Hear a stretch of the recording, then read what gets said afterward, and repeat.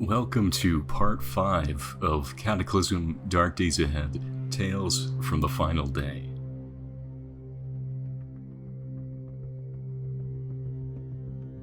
I want to prepare Foster as best I can for the nightmare world that will follow. My plan is to leave Foster's save game available for public download, so that if you want to see where Foster's story continues, you can do so in your own game.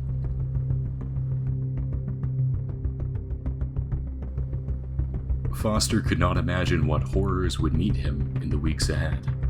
As the days passed, he overheard the howling of the twisted forms below.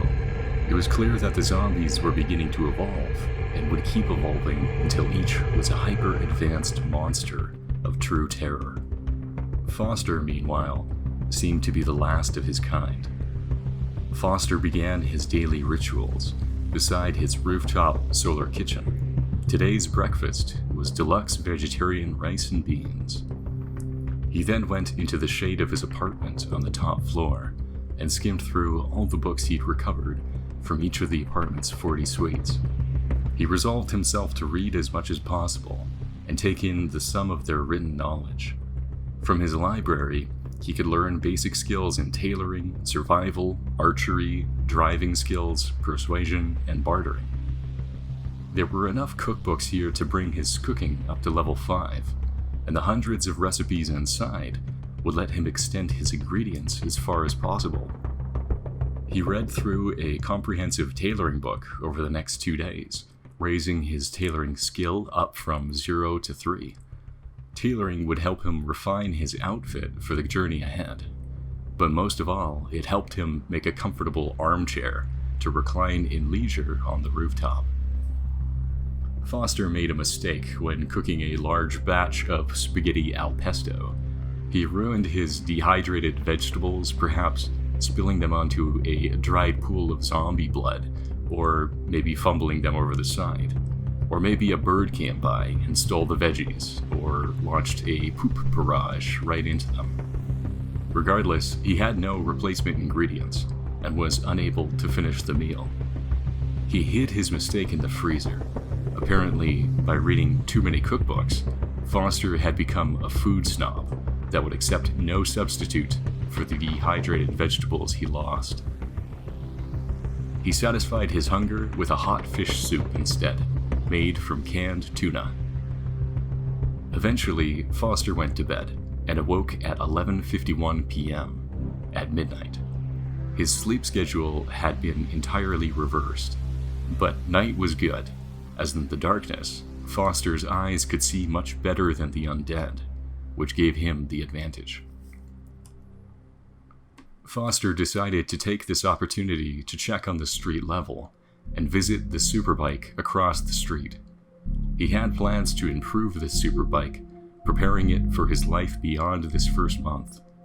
His plan was to leave the city at the end of this month, heading northwards on the highway.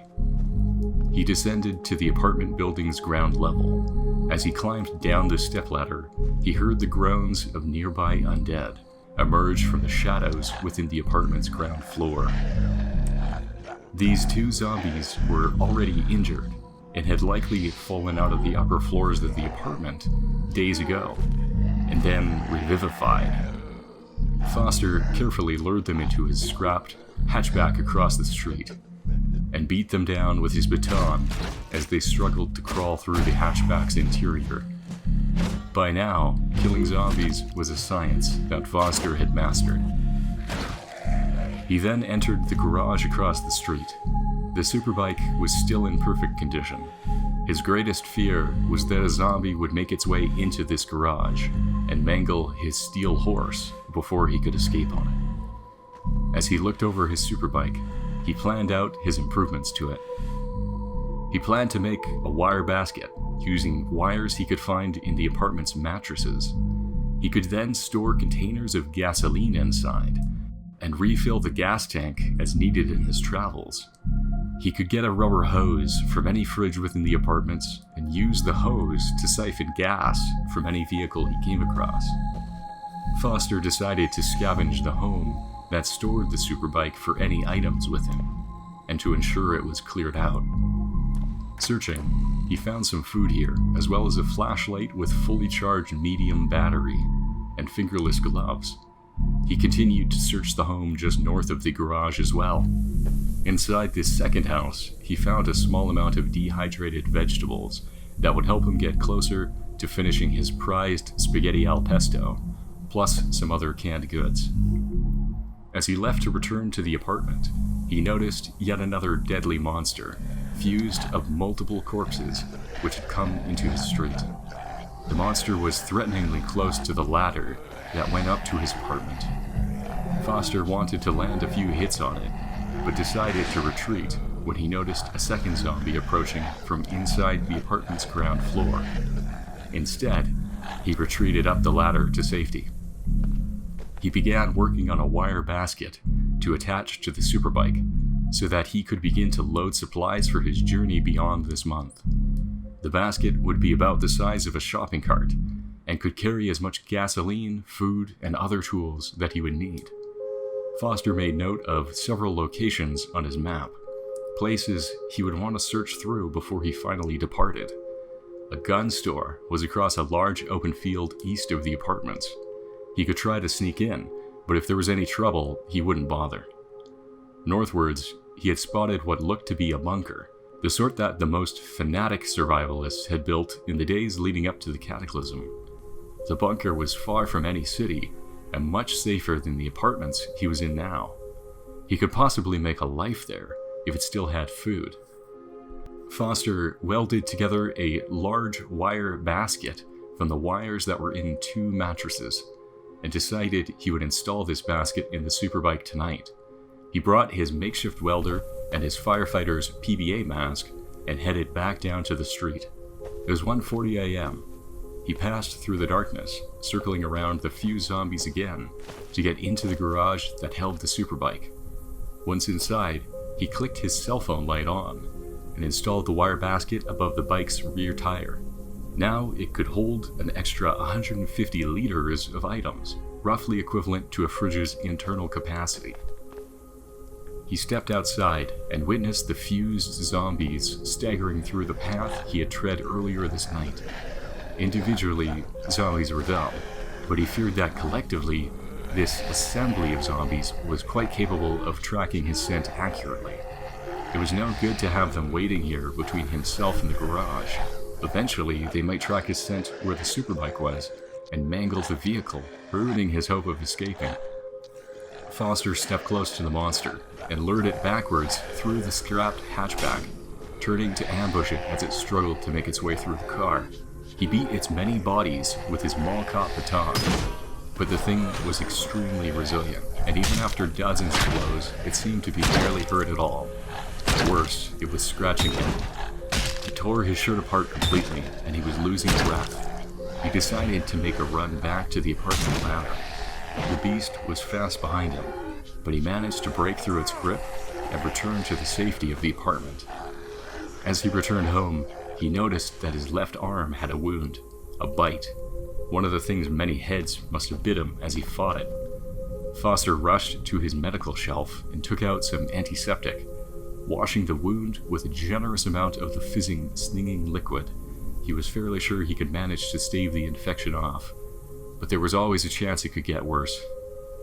Foster had taken first aid classes before, and considered himself competent at simple treatments. He was shaken, but above all, he wanted to find a way to end the beast. It was dangerously between him and his escape. He needed a stronger weapon than his baton. He welded together a pipe spear with a sharp tip. With his powerful weapon, he could lunge at the beast while keeping distance. Foster rushed back down to the streets, clad in his pot helmet, leather apron, duster, and hand wraps. Gripping his pipe spear, he dodged around the beast and stabbed at it whenever able. With its many bodies, the thing was extremely resilient. He rushed back to the ladder to catch his breath and kept on attacking. Foster climbed back up the stepladder and began to use the pair of ladders on the east side of the apartment to ambush the zombie and take breaths wherever needed. When it drew close to one ladder, he would hop back up and drop down the other. he got the assembly of few zombies slowed on a table and stabbed at it feverishly. With one final critical blow, the last of it was dead.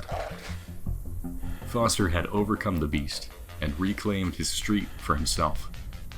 Emboldened by his victory, Foster patrolled the street and dispatched the straggling zombies on the borders of his territory.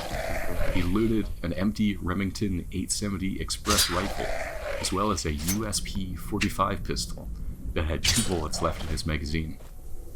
Perhaps later, he would find some ammo in the gun store for these, but it was unlikely. He began to make a celebratory pair of tacos, but messed up yet again while cooking, ruining the meat. He put the failed taco into his freezer for later, and made himself a nice big meal of deluxe scrambled eggs instead. Foster passed the rest of the night reading a book on survival. When the sun rose, he cooked some sushi rice, ate it, and then crawled into bed. Breakfast was a deluxe oatmeal seasoned with jam, which he made extra of and put the remainder into his fridge. The solar fridge itself was extremely useful, its solar panels easily powering both the fridge and freezer, as well as any daily cooking on its kitchen hot plate. Foster passed the night reading through a family cookbook, absorbing its wisdom and ascending to level 5 cooking. Now, he knew how to make complicated foods, such as sourdough starters or even fermented whiskey. The day was spent baking cookies, which would last for over 2 months. These he could bring with him on his superbike, on his journey beyond this month. Foster was intent on getting up to some more action. Days ago, he had the idea of using the superbike to speed around town, throwing Molotovs at any buildings that looked to be flammable. It was time to make that dream a reality. He emptied out 6 glass bottles of maple syrup, pouring their syrup into a large glass jar for later. Then he refilled the bottles with gasoline, then tore up a bedsheet and fit the rags into the nose of each bottle. This was undoubtedly the way he could start a fire. Foster read a book he had on throwing until he was exhausted and had to sleep. There was a surprising amount of transferable knowledge between discus throwing theory and Molotov throwing.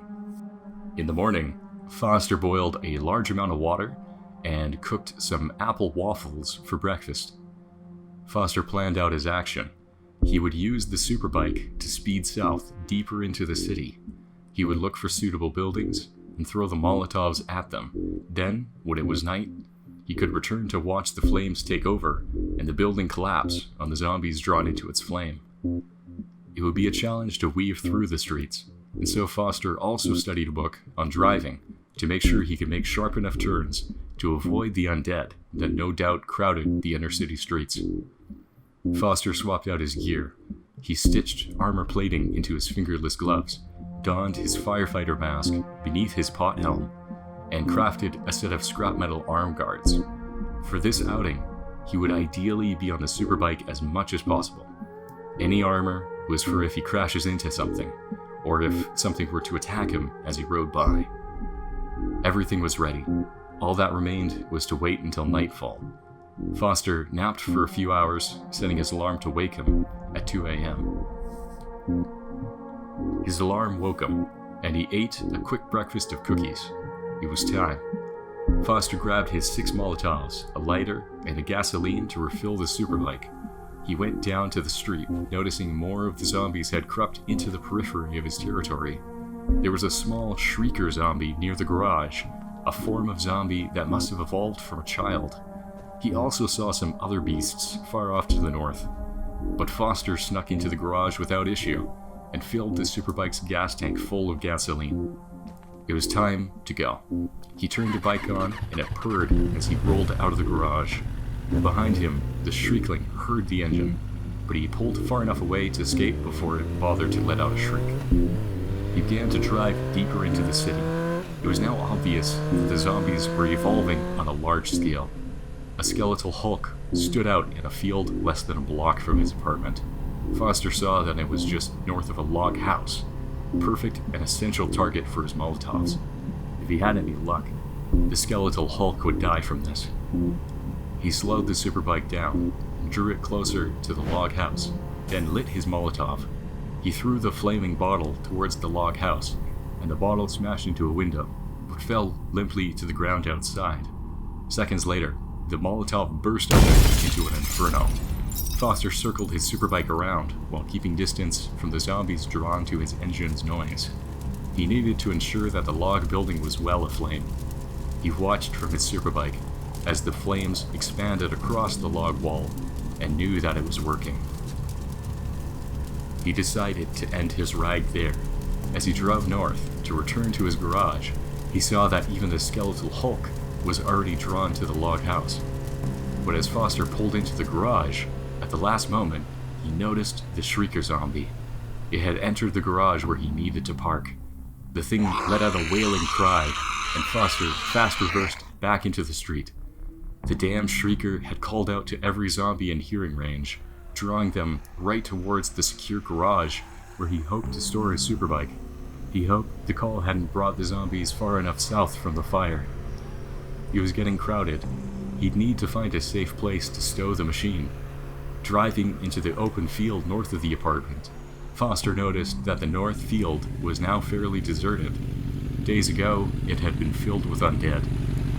There was an abandoned shed just north of the apartment, bordering a forest. He pulled behind the shed and turned the superbike off beside its wall. Foster wanted to clear this area a little bit more by killing some of the zombies nearest to the bike. Now that the bike was out in the open, it was even more susceptible to being mangled by roaming zombies. A zombie with enlarged jaws was closest, and Foster drew it near to the stepladder at the northeast of the apartment. Just as he noticed the fight would exhaust him, he tried to step up the ladder, but found the floor above it had been broken by the zombies who had amassed here days ago. Foster cut and ran, rushing for the next closest ladder, which was unfortunately the one closest to the Shriekling. He spotted some of the zombies that had heard the Shriekling's cry, and when he was near the stepladder, he pivoted and killed the jawed zombie there. He looked himself over and noticed another nasty bite on his torso. Foster cleaned it up with antiseptic and then bandaged it over. Despite his wound, the mission had been a success. The Molotov he'd launched would likely kill a good number of zombies, including a skeletal Hulk. While he had lost the garage, he was able to find another safe place to store his superbike.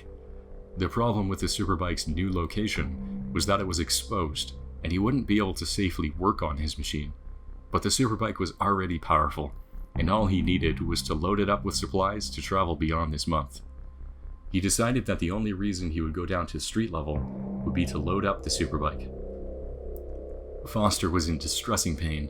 He downed a bottle of stout and aspirin to help deafen his nerves. He still wanted to oversee the flames, to make sure that damage was done to the zombies, but with the pain, he had a hard time moving as quickly as normal. He decided to leave it. He was escaping anyways, and there was no need to risk another bite. He read a magazine, US Weekly, to pass the time. Inside, it had stories about the events leading up to the Cataclysm, frantic reporting from the final days. Learning more about these events would help Foster speak to others, if there were any others. For supper, he made a large batch of sloppy joes, enough for around 5 meals. He used up all his bread and made a mental note to bake more soon. Foster read through some of Through the Lens, a book that raised his survival skill.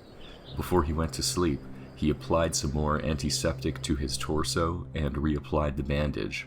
The pain had gone away, and his torso was healing from the bite, but slowly. He awoke the next day at 12:36 a.m. after a good sleep. It was midnight again, and since Foster was no longer in pain, he decided that it was time to check on the fire he'd started earlier. His torso was still bandaged, and so he'd have to be careful. After filling up on water and sloppy joes, he took his trusty pipe spear and headed downstairs. Foster walked to the shack across the north field where he parked his superbike. As he stepped across the field, he began to make out the forms of several zombies that had wandered here. Maybe they had been drawn by the sound of his engine yesterday.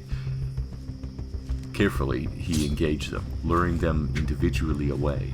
He'd need to clear them out one by one, so that he could safely make trips while loading his bike in the weeks ahead. Keeping the zombies at range, he lunged with his spear and rushed back whenever one drew within arm range. He kept engaging them carefully. Foster noticed one was a former military soldier, clad in army gear. He engaged it, his spear blocked by its armor, but eventually the army man was down. He removed an M4A1 rifle from its back, with 24 bullets left in the magazine. The thing also wore a filthy holster, from which Foster drew an M17 pistol with 5 shots left. It also had a grenade, which Foster carefully pocketed.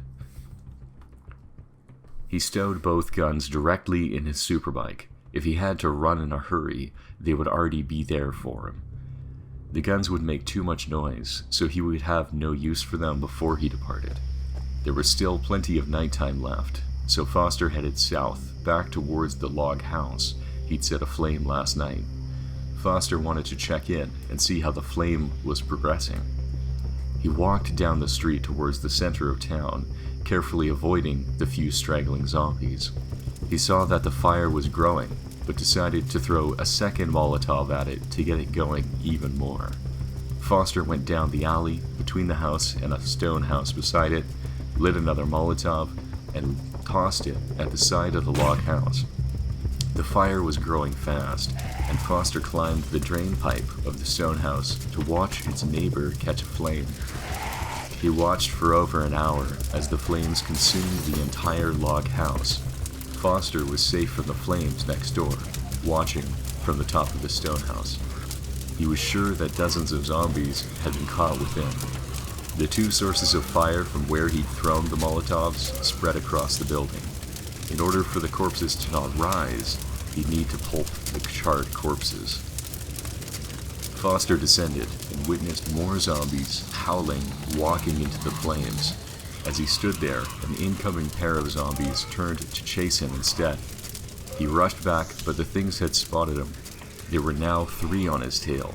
Foster climbed up the top of a house, the house he had tried and failed to set on fire days ago. He saw that the other way down had been mangled by passing zombies. Worse, he had too much equipment to jump over to the next house. There was just one way down, back towards the zombies that had followed him up here. He waited 5 minutes, hoping they would be drawn back towards the flame and the noise of the burning log house. Then, he climbed down over the edge. The slavering biter and tough zombie ambushed him as he climbed down, biting, ripping his bandages around his torso and making the wound even worse. Foster's torso was now dangerously wounded. 1 or 2 more bad hits would kill him, and the infection could degrade his wound further if he didn't treat it quickly. Foster ran, moving around the side of the house. A zombie crawled through a window into his escape path. He rushed beside it, down the alley between the 2 houses. Once he was through, he carefully put the chasing zombie down with his pipe spear. He finally caught his breath, the other 2 zombies no longer chasing. He hadn't been able to put down the charred zombies inside the log house, being forced to run due to a severe torso wound. At least he'd been able to witness the flames consume so many zombies, and even if they did rise again, they would be injured because of it. He hurried back to his apartment refuge, pausing to take a quick look through the first-floor apartment kitchens. There was a little bit of canned food that could be helpful. Foster took some aspirin and waited for the pain to numb away. It was 2:23 a.m., and there was enough time for Foster to return to the log house's fire and pulp as many zombies as he could, but he'd need to be extremely careful. Through the fire, he could see 2 of the massive fused zombies composed of nearly a dozen corpses each. They howled from the flames, but it seemed that enough of the charred flesh had burned over on the outside that these beasts could withstand the Inferno. He watched in horror as the pair of monstrosities moved towards each other, then, merging into one giant mass of fused corpses. Foster kept his distance and observed, hoping that the mass would succumb to the flames. Foster drew nearer to the flames, pulping zombies at the edge of the Inferno. Whenever the mass of zombies drew near, he backed off into the night's darkness and approached again from another angle. Once he drew too near to the fire, and blisters started to form on his skin as he felt the pain creeping through his already heavy dose of aspirin. Just a few more corpses. Each one he was able to pulp was one more that would never rise again. Foster caught his breath in the shadow of the stone house's interior, but was ambushed by the charred monstrosity, which had wandered around into the house behind him while he was unaware. The thing grabbed him with its many hands, Foster's bandages bleeding from the compression. One wrong move and Foster would be dead. He broke free and escaped, away from the fire and back to his apartment as the charred mass pursued him. That was enough of the fire. He had seen it through, and had no other priority except for preparing his superbike for the months ahead. He'd come too close to death while realizing his idea of the burning house. There was nothing else that was worth risking his escape. He climbed up into his apartment and tried to sleep. His torso was in immense pain, and sleep was difficult to reach, but eventually he passed out. In the morning, he immediately washed his torso over with antiseptic again, and reapplied the bandage. But that's enough for this episode of Cataclysm Dark Days Ahead, Tales from the Final Day. I planned this to be the final episode of the first season, but it seems like there's at least one more episode left here in Foster's time. At this rate, almost none of my plans or guesses for how this season would go have come true. Thanks to everybody for the growing interest in this Tales from the Final Day project. I'm still planning on creating a second season of this series after Foster's story is complete, once he's survived a full month. I'm working on creating some merchandise and art so that you can own a little souvenir of this story, bridging the virtual and physical worlds. Any support from you guys through the merch will help me dedicate more time to this project. I'm hoping these items will be available to you either around the time I've released the next episode, which should be the season finale, or when I begin the second season. I've commissioned a mug and an art poster. So take care, be well, and I look forward to the next episode of Cataclysm Dark Days Ahead, Tales from the Final Day.